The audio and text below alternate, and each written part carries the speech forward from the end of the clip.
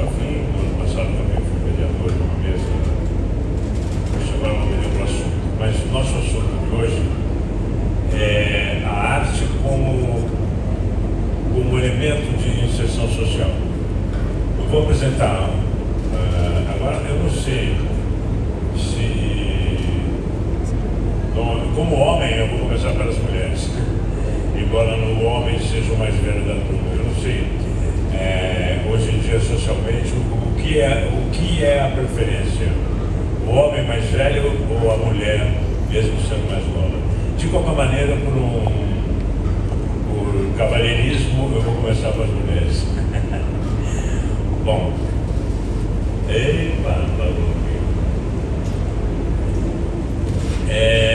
à nossa direita nós temos a Doni Benton, que é atriz, produtora cultural.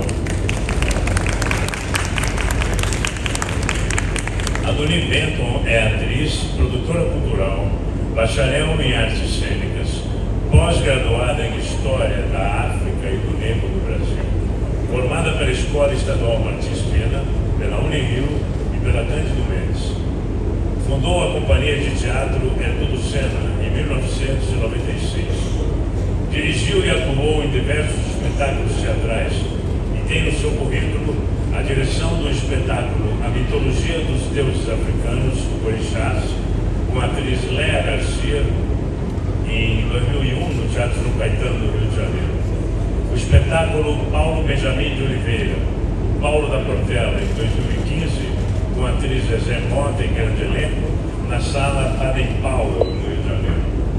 Em 2013, fundou a O Negro, em Maricá. Em 2016, fundou a Movidade. E em 2018, fundou a Feminegras de Maricá. Em 2021, fundou a Galeria da Velha Guarda da União de Maricá. Em 2024, estreou no cinema no curta Olhar, de Diogo Drosa, com direção de Antônio Molina. Ela é hoje conselheira da Conceia, é permissionária da Horta Comunitária de Cordeirinho, é fundadora da marca Afro Bentons, Turbantes e Acessórios. É administradora do hostel Casa dos Bentons, em Maricá. É mãe atípica dos gêmeos Wagner Benton e Wallace Benton. Em 2024, recebeu o título de cidadã maricaense. Uma salva de palmas para essa pessoa com esse currículo tão maravilhoso. Bom, temos aqui ao meu lado a Jo Borges, uma cantora, compositora brasileira conhecida pela sua contribuição significativa para a música popular brasileira, especialmente no samba. Com mais de 40 anos de carreira, ela se destacou em diversos palcos e eventos, incluindo shows com grandes nomes da música brasileira.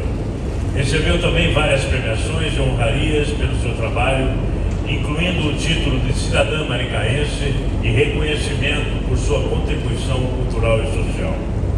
É uma figura marcante na cena musical, conhecida por sua voz poderosa e sua presença forte nos palcos. Além disso, Jo Borges é uma defensora das causas culturais e sociais, participando de projetos que visam fortalecer o protagonismo da mulher sambista e promover a arte e a cultura em sua comunidade. Chegamos então no nosso querido mestre Tico. Um aplauso, por favor, especial para a nossa querida cantora, com esse currículo maravilhoso. E vamos então ao nosso vovô, não sei quem é mais velho, se eu ou ele. Eu já estou chegando nos anos 80, mas não precisa falar não. Tá mais, né? Mestre Dico começou a aprender capoeira na escola, na Associação de Capoeira Josias de Souza. Hein? Josias da Silva. Associação de Capoeira Josias da Silva. Josias da Silva foi seu mestre, seu único mestre, que ensinou a capoeira regional em Nova Iguaçu. Depois de muitos anos, em 2005, foi que ganhou o título de mestre em Maricá, e nesse dia especial vieram 11 mestres de capoeira do Rio de Janeiro. Dico saiu de Nilópolis e chegou em Maricá em 1984, mas quando criança já frequentava Maricá e tem memórias de quando corria para ver o trem passar. Quando Dico chegou em Maricá, percebeu que tinha uma missão e começou a se preparar para conversar como todo tipo de gente e em todo tipo de lugar. É conhecido em quase todos os cantos da cidade porque criou uma base, sempre baseada na virtude do respeito e do diálogo. Em 1986, começou um trabalho no seu quintal, que a gente fala que é o terreiro, que não é terreiro de religião, é um terreiro mesmo, no chão de terra, onde o pessoal dançava o jongo e o maculelê. Nesse terreiro, na frente da casa dele, e debaixo de um pé de manga, ele começou a dar aula. Dava aula de pé no chão, não tinha roupa, não tinha nada, só os garotos. Começou a trabalhar a técnica, a destreza, o equilíbrio, e os garotos se destacaram. Aprenderam a tocar berimbau, atabaque, pandeiro. Numa bela noite de treino, quando estava em uma aula, a lua surgiu e mestre Dico então decidiu batizar o grupo de Os Filhos da Lua. Como Dico, além de mestre, também é artesão e desenhista, criou o desenho todo do grupo. Mantém até hoje as letras do primeiro desenho que criou para a Associação de Capoeira Filhos da Lua.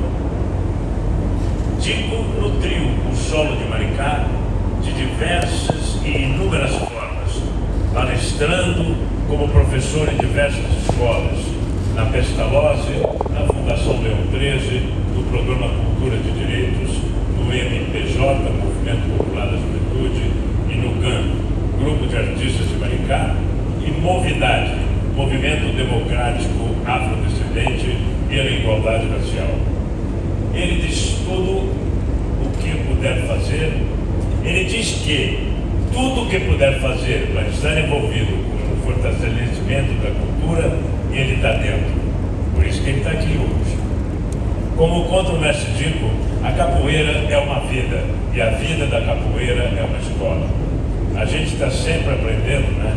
E a gente aprende para isso, para trocar informações com quem quer saber um pouquinho mais sobre a nossa cultura brasileira. Bom. Alô? Pelo... Maior é Deus, maior é Deus, pequeno sou eu. O que eu tenho foi Deus quem me deu. O que eu tenho foi Deus quem me deu.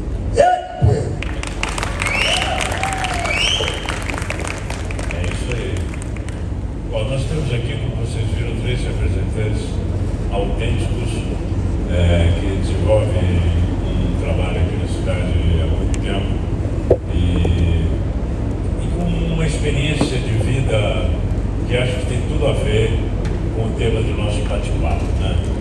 A arte como uma maneira de ascender socialmente, tirar do limbo, tirar do desconhecimento as pessoas menos favorecidas. Quem vão falar são vocês. Eu vou tentar estimular as perguntas. Então a gente podia começar com a nossa querida Adoni. Fala sobre a sua experiência, que você pode nos contar, o que você tem visto nesses inúmeros anos de trabalho que você tem, como é que a arte pode ajudar na inserção social? Boa noite, boa tarde ainda, né? Então, boa tarde a todas, todos e todes. Primeiro é uma honra dividir essa mesa com essas pessoas maravilhosas. Eu quero só fazer um comentáriozinho, que eu sou eleitora do Zé desde quando ele se candidatou a presidente da República.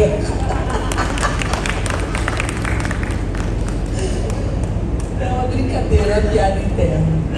Mas assim, a cultura e a arte, ela é fundamental na socialização e no crescimento de qualquer ser humano. Qualquer ser humano. E nesses 31 anos de ativismo com uma cultura mais voltada para a cultura negra, eu vi muita coisa, muita gente se modificando, muita gente crescendo, porque eu faço teatro desde os 17 anos, hoje eu tenho 61 anos de idade, mas a minha consciência era cultural e de classe, não era uma consciência racial. Eu só fui ter acesso a uma consciência racial aos 30 anos, quando eu entro na universidade, que é o espaço da intelectualidade branca, naquela época, em 1994. E naquele espaço da intelectualidade branca foi onde eu sofri racismo por um aluno de 5º período de pedagogia da UFRJ. E eu tive a sorte de trabalhar com um homem chamado Januário Garcia, que quando eu me queixei com ele do que tinha acontecido comigo, né? Que aquele rapaz, aquela pessoa, me pegou pelo braço no trote da universidade, na frente do Pinel, ali na Venceslau Braz, pintada de guache, descalça, com um copinho pedindo dinheiro na Que idade você tinha? 30 anos. 30 anos. Mas eu tinha metade desse corpo, eu era magrela. Né? E aí aquela pessoa me pegou pelo braço e falou o que eu estava fazendo ali. Eu falei, como assim? Eu pintada de guache, né? Junto com os outros companheiros. E aí ele falou que soube que ali estavam roubando. Né? Então o primeiro momento eu falei, nossa, o cara está me confundindo com uma ladra. Que loucura, né? E aí foi um caos, né? Os veteranos vieram, ele me machucou, eu fiquei com um hematoma no braço. No dia seguinte fui trabalhar e aí o Januário Garcia, eu contei para ele o que tinha acontecido. Januário é um excelente fotógrafo, maravilhoso, foi presidente do IPCN, né? Do Instituto de Pesquisa das Culturas Negras. E aí eu me queixei, né? Eu falei, nossa, passei por um constrangimento gigante ontem. O cara me confundiu com uma ladra. E aí ele falou assim, quantas mulheres negras tinham nesse espaço para ele te confundir? E ali, pela primeira vez em 30 anos de existência, eu tive esse olhar. E eu falei, só tinha eu. Eram 45 alunos, mas eu era a única negra, fazendo artes cênicas numa universidade federal do Rio de Janeiro. E a partir dali, o meu olhar muda para a questão da cultura, do que eu poderia, né, ter essa consciência enquanto uma mulher negra e passar essa consciência para a juventude que não precisasse passar por esse constrangimento que eu passei, né, por essa situação. Então a gente começa a trabalhar com a questão do teatro negro, e aí nós vamos na vibe do teatro experimental negro, né, que o Abdias, o que ele fazia? Ele alfabetizava os operários, as empregadas domésticas, para que eles pudessem ler os textos que eles iam interpretar. Então eu até hoje eu trabalho com não atores, né?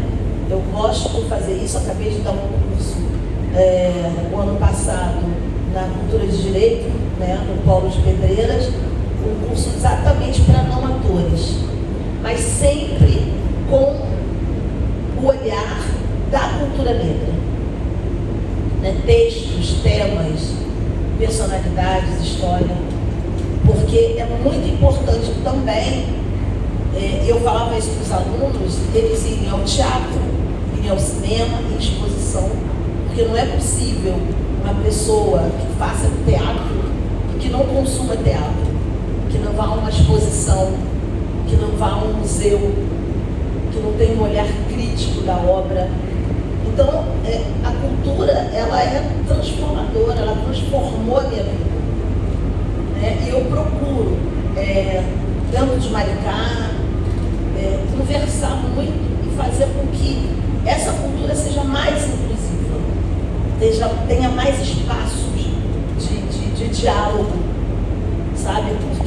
ruim eu falo pela minha experiência, chegar aos 30 anos e não ter essa consciência racial. Né?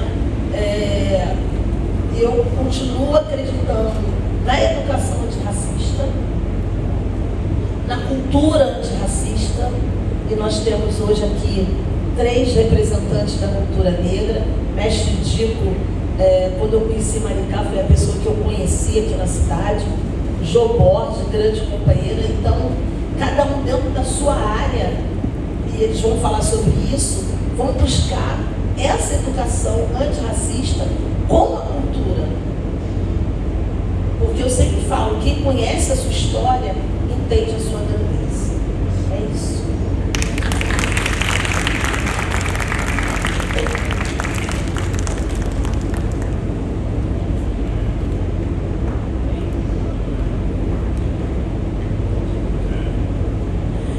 Boa tarde, gente.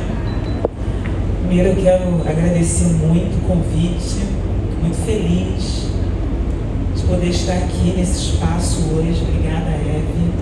Obrigada ao Zé. Esses dias eu estava comentando que na primeira FLIM, lá na praça, eu estava cantando para as crianças, sentada no chão da praça, cantando para as crianças. Então poder estar aqui hoje é motivo de muita gratidão e muito orgulho. 10 anos depois, pois é. Como tudo, que tem acontecido nessa cidade ao longo desses anos, tudo é motivo de orgulho para mim, porque eu me considero parte dessa construção. Nós somos, parte dessa construção, parte dessas lutas. Então, tudo que está acontecendo aqui hoje, alguém começou lá atrás. E pessoas acreditaram na gente. O Washington Papá acreditou no talento da Jô Borges. E de lá para cá, a Jô Borges só vem crescendo. Mas, ouvindo a Dani falar dessa questão, é inevitável a gente não tocar nesse assunto do preconceito. Eu sou filha de mãe solo, que é quase que uma regra, dentro da nossa sociedade, principalmente para nós negros. Mas eu tive uma mãe gigante. Dona Maria Borges era gigante. Ela nunca me deixou sentir menor do que eu era. Eu lembro que eu via os concursos de Miss na televisão e um dia eu falei assim: mãe, eu nunca vou poder ser uma Miss. Porque eu estava acostumada a ouvir das pessoas que, além de filha sem pai, eu era preta e feia. E aí eu falei para ela, mãe, eu nunca vou poder ser uma Miss. E ela me falou, mas por quê, minha filha? Eu falei, porque eu sou preta, eu sou feia, meu cabelo é nulo, eu não tenho olho azul. E ela me respondeu, você vai sim, minha filha, você é linda. Eu falei, a senhora está dizendo isso porque a senhora é minha mãe, eu sou sua filha.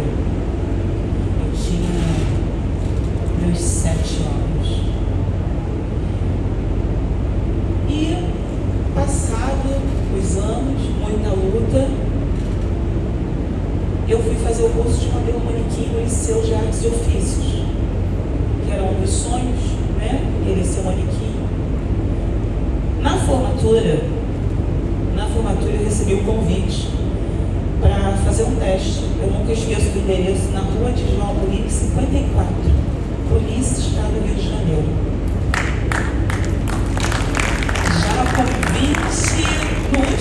Já no limite, porque era só até os 24, já com 24 anos. Eu falei, e ninguém sabia desse sonho. Ficou ali comigo e com a minha mãe. E eu falei para Otávio de Souza, que está atuando até hoje, foi um grande mentor. Eu falei, você está brincando comigo. Não estou não. Você vai lá fazer o teste. E fui. Passei. Mas, ao chegar no Higino, em Teresópolis, foi onde aconteceu o concurso. Um dos jurados foi Terezinha Sodré, foi na época o Jaime Borges, que era o diretor da Playboy. Eis que As moças do salão que iam cuidar do nosso visual foram as primeiras, né? Quando eu cheguei, que tinha eu e mais duas. Uma delas era a Miss Caxias.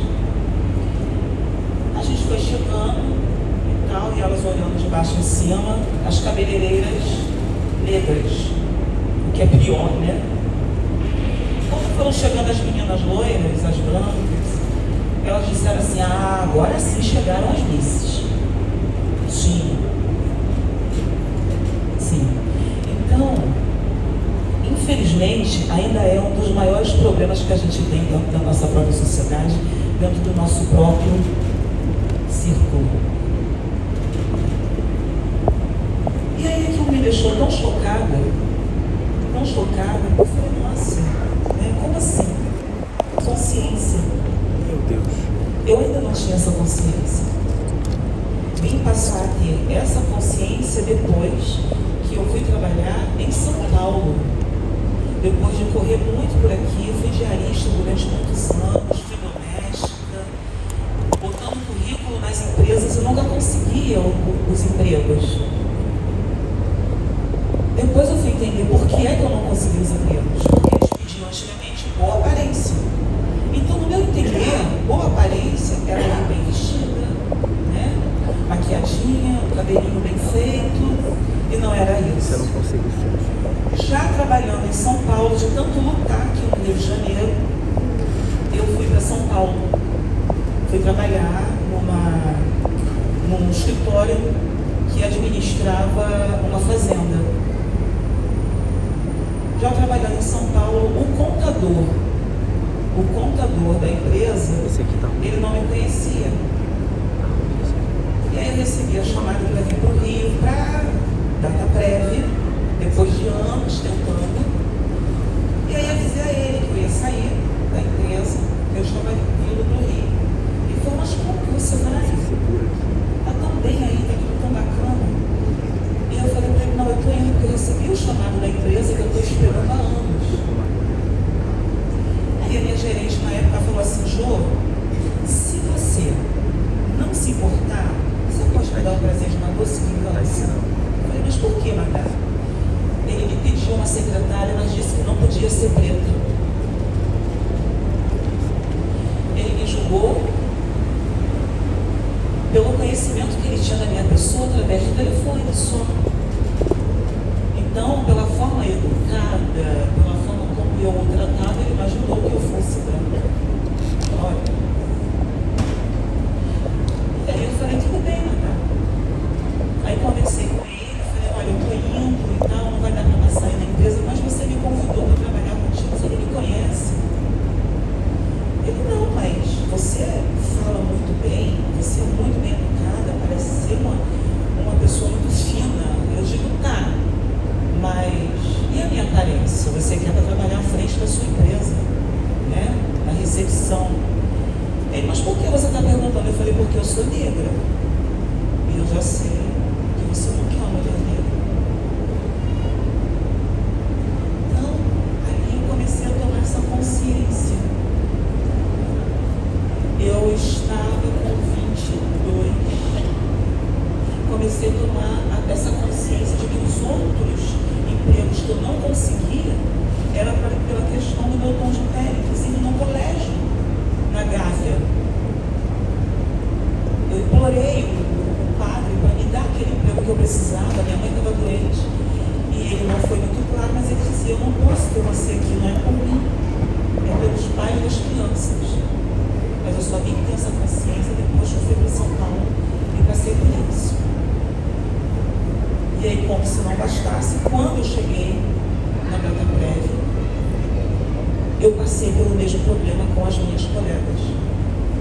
Porque eu era a única recepcionista negra.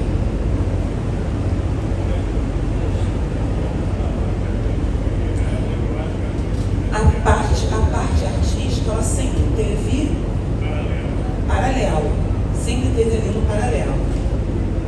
E depois que eu conheci o meu esposo, né, que ele era o guitarrista na banda onde eu fui fazer o teste. Então aí isso ficou mais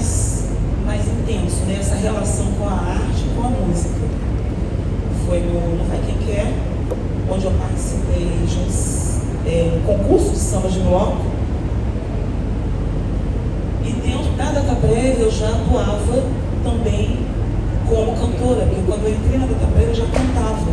Então todos os eventos que tinha na empresa, CIPAT, tudo que havia na empresa, eu era convidada.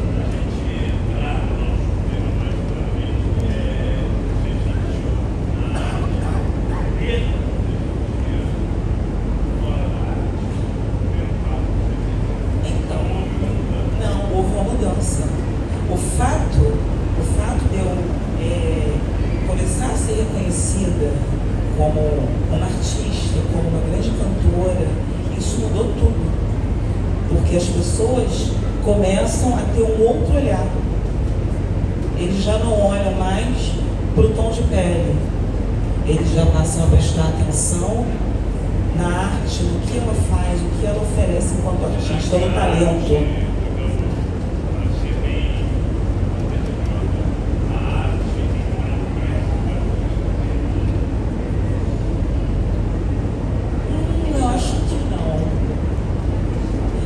Tem uma questão aí, né? Porque enquanto... Pois é, porque o preconceito realmente diminui um pouco o preconceito, mas para aqueles que conseguem alcançar um determinado patamar. E aí, esse preconceito, eu não sei se seria bem diminui o preconceito, ele fica velado. Porque hoje a gente está vendo que mesmo os grandes, né, que já alcançaram determinado patamar, com essa explosão do preconceito, isso não interfere. Estava lá, escondido, né? E aí quando as pessoas passam a ter essa liberdade, né, para se colocar, não importa. Pode ser o artista que está aqui, ou pode ser aquele que não é conhecido, mas sempre que as pessoas têm oportunidade, elas soltam o preconceito.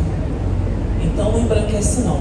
Ela, na só verdade, ver a questão de quem nos representa nas mídias. sim, Né? Agora teve uma explosão de 3 novelas numa emissora, mas e depois? E a manutenção disso?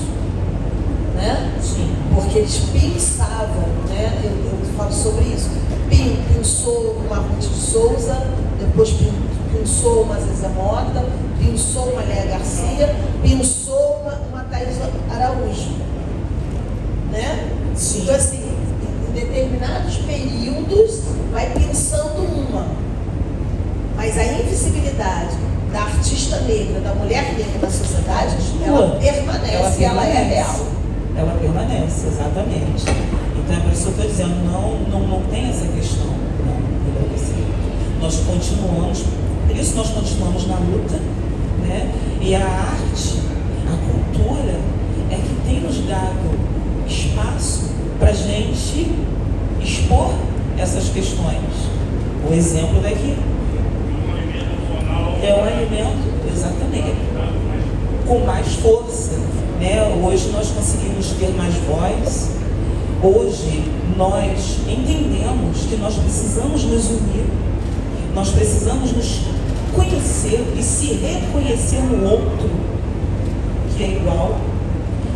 Isso não quer dizer que a gente está separando. Não vou porque ele é branco, então não vou isso, não vou aquilo. Não é isso.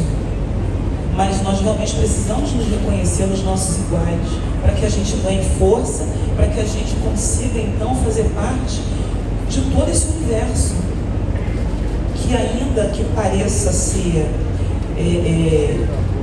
muito grande, ainda não é. Nós ainda somos uma minoria.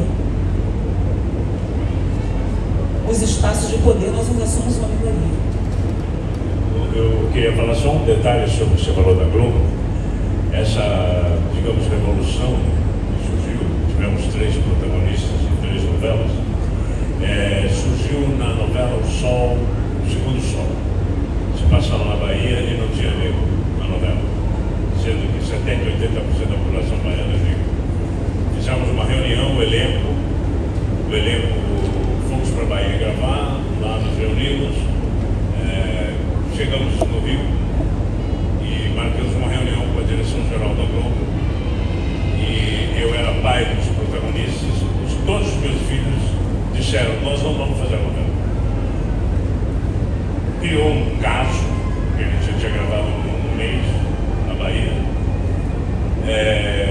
ator da novela falou, olha, a família de vocês tem que ser branca, porque o cantor de axé é da família de vocês, e hoje não tem mais cantor de axé branco. As rádios e as gravadoras embranqueceram o axé. O axé foi criado por um negro, ficou famoso. Imediatamente as rádios e gravadoras embranqueceram o axé a ponto de ter uma Cláudia Leite. Então o autor, o João Emanuel, falou, eu coloquei o Fabrício Oliveira de protagonista negro, todos os profissionais que entrarem na novela, que não sejam empregados domésticos, vão ser negros, os delegados de polícia, os médicos, os advogados, todos vão ser negros.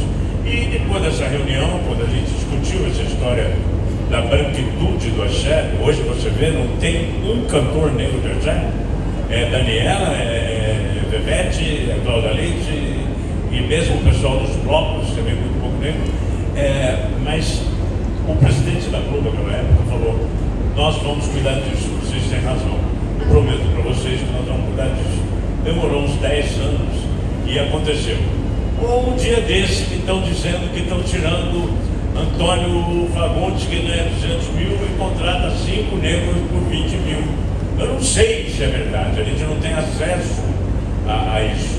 Mas eu posso dizer, da minha experiência com Mar do Sertão e Guerreiro do Sol, que obviamente, quando você tira um José de Abreu do elenco, você contrata 5 nordestinos, mesmo não negros, que vêm morar no Rio com tudo pago e que vai ganhar um salário muito melhor. Meu, porque ele ganha passagem aérea, ele ganha hotel, ele ganha carro, ele ganha comida, e quando ele volta para o estado dele, ele está mais famoso, ele pode encher mais teatro e tal. Então, é só para dar uma... Eu acho que isso não vai mudar. A Globo vai continuar tendo muitos protagonistas negros, porque eles se comprometeram a respeitar, de uma certa maneira, a proporcionalidade do Brasil. Mas você acha muito poucos diretores negros, muito poucos roteiristas negros, acho que não tem nenhum, talvez um.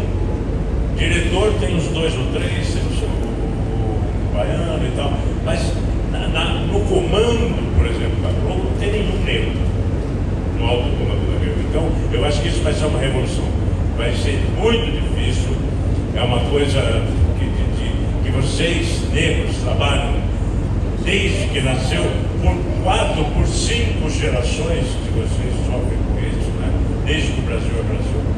E eu falo porque eu trabalhei na Globo 45 anos, agora não estou mais lá, mas começou e eu acho que isso não tem volta, mas falta muito ainda. Vamos conversar com o nosso querido decano da mesa, por favor. Boa tarde a todos. Foi um prazer enorme, né? Não só morar nessa cidade, mas estar com essa galera aqui de peso e com vocês. Tudo bem? Quando eu pisei em Maricá a primeira vez, foi em 1961. Eu conheci o trem, devia ter 15, 16 anos. Aquilo me apaixonou, né?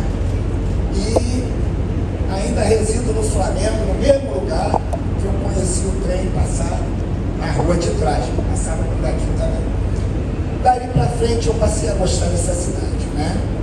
E em 84 eu já vim para morar. Como ele já falou aí, a minha trajetória na Baixada Fluminense, capoeira, aprendi, gostei, adoro. Mas eu nasci com um dom de desenhar. Eu gostava de retratar tudo, né? Fui para o Senac, fiz escola de vitrine, sou vitrinista profissional, formado. Trabalhei multinacional, era uma briga quando vi um negro dentro de uma vitrine decorando roupas, uma briga, Copacabana e Ipanema Leblon, o pessoal olhava e falava, é manequim? Não, sou eu, tio. Então, passei por isso tudo que vocês estão falando, a gente sabe. E vinha sempre para Maricá passear, né? E em 84, já casado, com Jaciara, minha esposa que está ali, nós temos já 50 anos juntos, né? 2 filhos. bem criados, e me acompanha até hoje, puxa muito a minha orelha por causa da capoeira. A capoeira é um problema. Mas eu tive a oportunidade desde Maricá de desenvolver várias atividades, né? Aulas de desenho, ter a oportunidade de trabalhar com a Adoni, parceiros, né? E outros, no GAN, a Pestalozzi, tem o Sarém, tem o Nair, né? Hoje eu sou coordenador da Cultura de Direito, um programa que vem da Casa da Cultura de São João do Meriti, que é uma casa que foi apadrinhada pelo Príncipe Charles por 10 anos. E o nosso atual prefeito conheceu esse trabalho e trouxe. Só que antes iam fundar a cidade do Capoeira, porque nessa minha vida dentro de Maricá eu tive a oportunidade de ir a Portugal, levar um trabalho de capoeira. Tem um menino que mora lá, artista plástico também, foi meu aluno, e mora em Portugal e também vive a capoeira. E em Porto Rico, levar também o nosso trabalho. Foi muito gostoso, foi muito prazeroso e nós trouxemos muitas divisas. Hoje aqui em Maricá, né, ainda não foi fundada a cidade do Capoeira, porque eu fui convidado para ser coordenador da Cultura de Direito, que antes eu ia tomar conta da cidade de Capoeira. Mas a coisa funciona tão legal, tão bem, que agora futuramente nós vamos ter 2 cidades do Capoeira, uma em Itaipuaçu e uma no centro de Maricá. Talvez eu não esteja presidindo, porque eu estou na Cultura de Direito, mas não deixo de fazer os meus trabalhos. E em 84, meu quintal, de pé no chão, como o José de Abreu falou, a lua nasceu bonita e eu fundei meu grupo de capoeira Filhos da Lua, que hoje é uma associação, é uma escola. E até hoje eu continuo lecionando. Hoje eu estou no Sítio Luz, ali no Flamengo, um palco que a Globo fez muitas filmagens, perto da minha casa. Continuo dando aula, lecionando. Mas tenho vários garotos que passaram na minha escola de capoeira, que são mestres de capoeira em Maricá. Não foram formados por mim, porque eu tenho um critério para formar um mestre de capoeira, né? E continuo fazendo o meu trabalho, né? E esse trabalho da capoeira está tão rico que hoje nós vamos ter um campeonato. Semana que vem começa o campeonato em Maricá de capoeira. Isso! E eu tenho alguns alunos, né? Tenho um aluno de 6 anos de idade que vai participar desse campeonato. E tem aluno de 17 anos. Eu fico bobo só de ver eles treinando lá para participar. No dia então, aí a gente vai babar, vai chorar. Mas, dentro da capoeira, esse é o meu ciclo. Eu continuo firme na capoeira. Mas aqui dentro da FLIM, procura o stand do Luiz Gustavo. Ele está lançando um livro de desenho, de ilustração. Ele foi meu aluno com 14 anos. E hoje ele está lançando mais um livro. Já lançou vários livros, mas hoje ele está. Eu vou sair daqui e vou procurar qual é o stand que ele está, porque é um prazer, é um orgulho a gente falar dessas coisas, né? Tem o outro João que está sentado ali também, foi meu aluno, né? Tem meus amigos lá em cima de coração. E é assim, aonde eu vou, né? Eu tenho um prazer. O Valdir Calado não é muito conhecido em Maricá, mas o mestre Digo, ela fala, você aonde bota o pé, todo mundo te conhece. E para mim é um orgulho, não só ser conhecido como mestre Digo, de ser esposo de Jaciara, porque ela sabe a nossa trajetória. E para mim é um prazer enorme, não só estar falando aqui, mas como continuar esse trabalho e deixar esse legado para outros alunos meus. É um prazer ter a Adoni, é um prazer ter Jô e Zé de Abreu aqui nesse palco. Muito obrigado. Eu acho que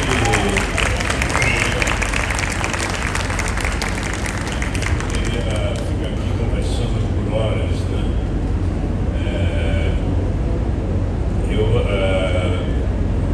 A gente ouve falar em tantas coisas assim que se tornaram famosas, usando a arte como expressão cultural. Posso falar do afro-reggae, posso falar do nosso morro, Voz da Comunidade, um jornalzinho que começou no Twitter, com aquele menino com 14 anos, usando o jornalismo para inserção na sociedade, assim como você. Obviamente que os seus alunos, tanto de capoeira quanto de ilustração, obviamente que através do trabalho que você passa para eles se sentem mais seguros como seres humanos, se sentem mais valorizados, e isso faz com que mude a relação deles com a sociedade.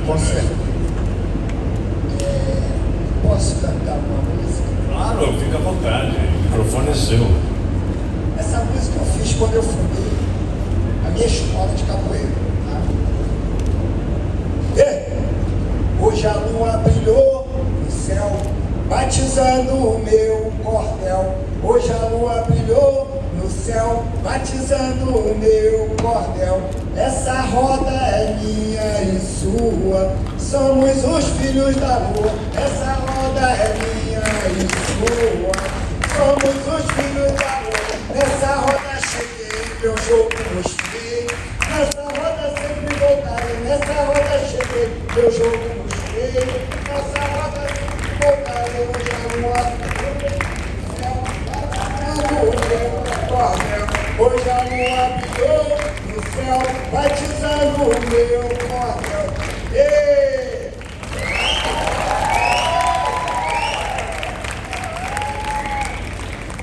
Gente, para vocês verem que a relação de tempo, né, com a vida é completamente louca. Nós estamos há quase uma hora aqui. Parece que nós estamos aqui há 10 minutos. Tenho 2 minutos para encerrar. Porque às 2 horas vai ter uma apresentação. É aqui mesmo, é aqui. Vai ter uma apresentação do final de curso. Esse ano a gente fez 2 módulos de curso de formação teatral e um deles fez um espetáculo de final de ano, final de curso, dirigido pelo Demetrio Nicolau, que está aqui, um grande diretor de teatro que veio dar esse curso aqui. E a gente vai apresentar o resultado de 2 meses de curso. Não é um trabalho profissional, é um trabalho de final de curso. Alguns alunos do curso são profissionais, mas a grande maioria são apenas alunos. Queria convidar vocês então para ficar aqui, que vai começar daqui a pouco, mas só eu sair do palco, tirar as cadeiras. E temos, claro que você pode falar à vontade. A gente pode atrasar um pouquinho, talvez. Eu não sei como é que é a rigidez. Temos 2 minutos. Pois é, a gente não sabe do tempo, aí perde tempo, né? E acabei não falando, né, realmente do... Bom, quem é maricaense, acho que conhece a minha história com a cidade. Eu estou aqui há 23 anos. E hoje, né, além de todos os trabalhos que já foram feitos, como errar, não estou você errar. Eu estou... Pode atrasar um pouquinho, né?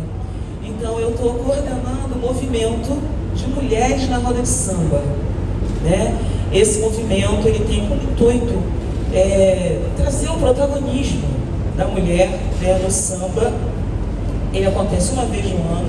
Esse ano vai acontecer no dia 22 de novembro. É um projeto idealizado pela nossa grande Dorina, né, e que cresce a cada ano. Ele já acontece nos 5 continentes. E eu sou muito feliz por hoje estar coordenando o projeto aqui na cidade de Maricá, a convite do nosso querido Claudinho Guimarães. E fora isso, tem outros trabalhos, né, que eu faço. Tem os shows beneficentes. Tem um trabalho que eu faço com meu esposo para pacientes com Alzheimer. Tem o trabalho que eu estou fazendo hoje no Acadêmico de Araçatiba. Hoje eu estou diretora social, também faço parte da ala de compositores da União de Maricá.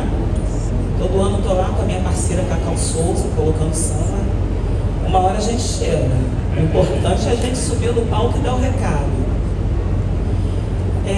Tive a honra e a felicidade de mês passado, agora ir para Angola, a convite do nosso prefeito e do nosso secretário Zé Alexandre. Foi uma experiência única para toda a vida. Eu posso ir para qualquer lugar do mundo. Agora, isso, na FILDA, né, na Feira Internacional de Angola. Eu posso ir para qualquer lugar do mundo.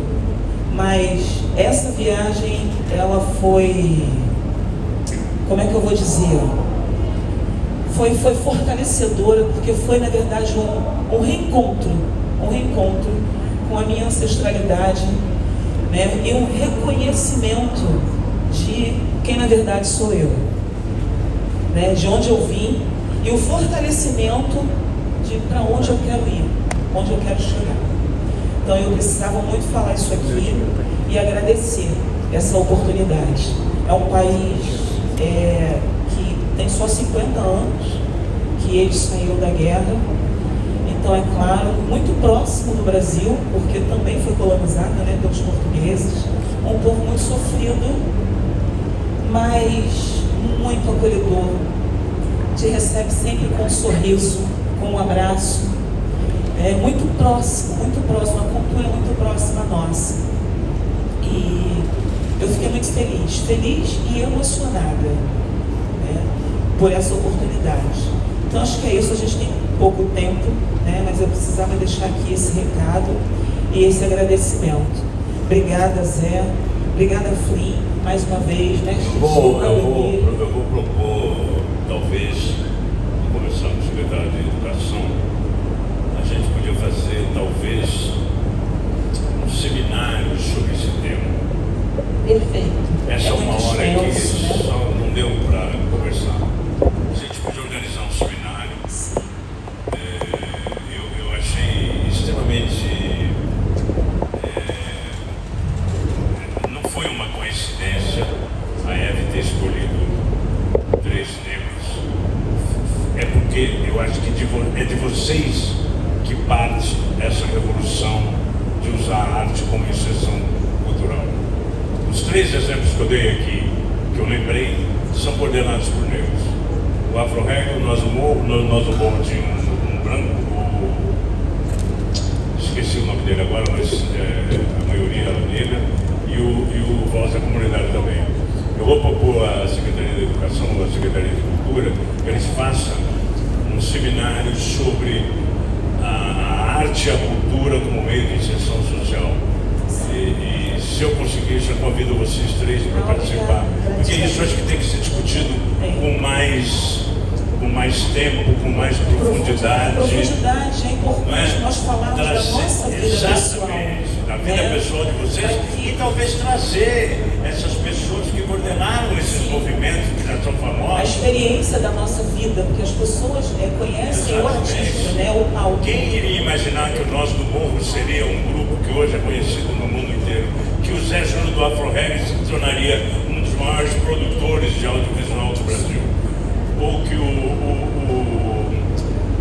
esse outro, que o Voz da Comunidade teria levado esse menino a conhecer o mundo inteiro pelo exemplo que ele deu como um jornalista. O projeto do Olodum também. O projeto aí vai embora, o Olodum vai aí, se você... Ele a gente tem que fazer ele é aí você vai embora. E se você perceber, tudo parte de pessoas negras. Sim. É porque no Brasil, é difícil dizer isso que dói, mas muitas vezes pobre é sinônimo de negro. Sim. Sim. Ainda é muito raro você ver, mesmo na TV, um negro, uma negra, com um papel de CEO da Shell.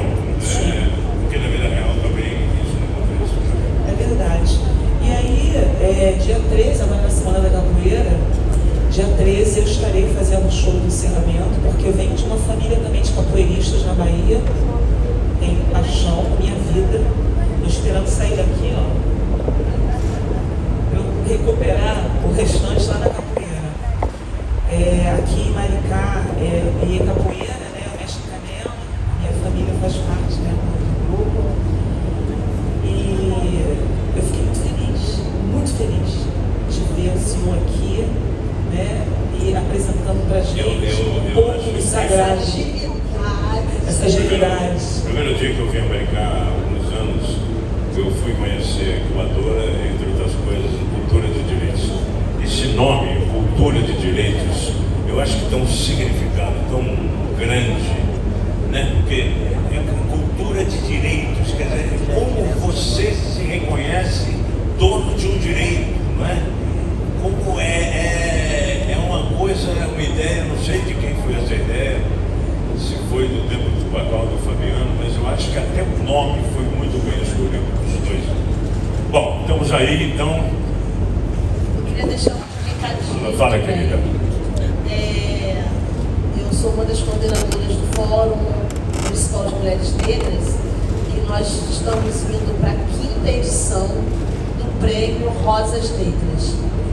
E este ano nós vamos homenagear a nossa ancestral Maria Alice Santos, e o prêmio esse ano será para mulheres negras 80 mais.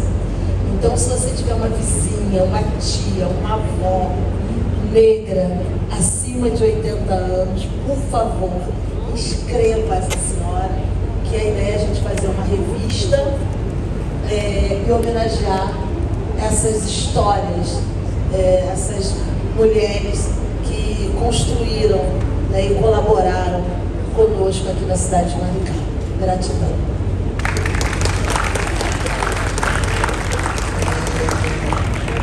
Eu trabalhei, não todas, mas quase todas as escolas municipal e estadual dessa cidade, dando aula de arte, desenho e capoeira. E, como José falou agora mesmo, nós íamos em encontro. Eu tenho um projeto para que a capoeira vire matéria escolar, dentro de sala de aula. Projeto, porque nós temos o português, nós temos a nossa história do negro, nós temos a nossa música negra e as escritas. Eu venho há muitos anos, quando o Aguar propôs fazer a cidade da capoeira, eu comecei a trabalhar em cima disso. E hoje eu tenho um projeto que possa virar a capoeira matéria escolar, contando ponto nas matérias. Então isso é muito importante. Se você puder levar adiante a conversa que nós podemos ter, nós temos. Muito obrigado.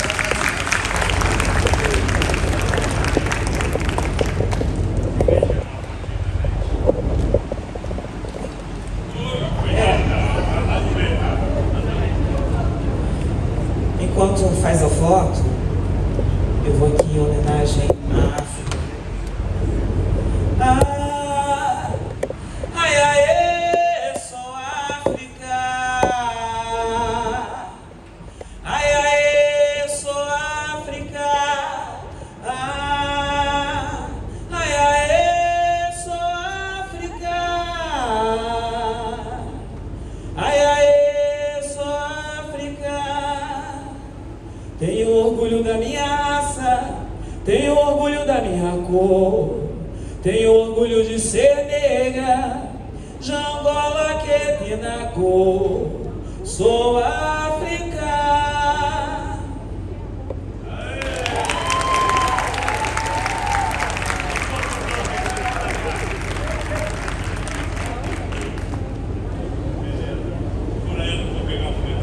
Obrigado.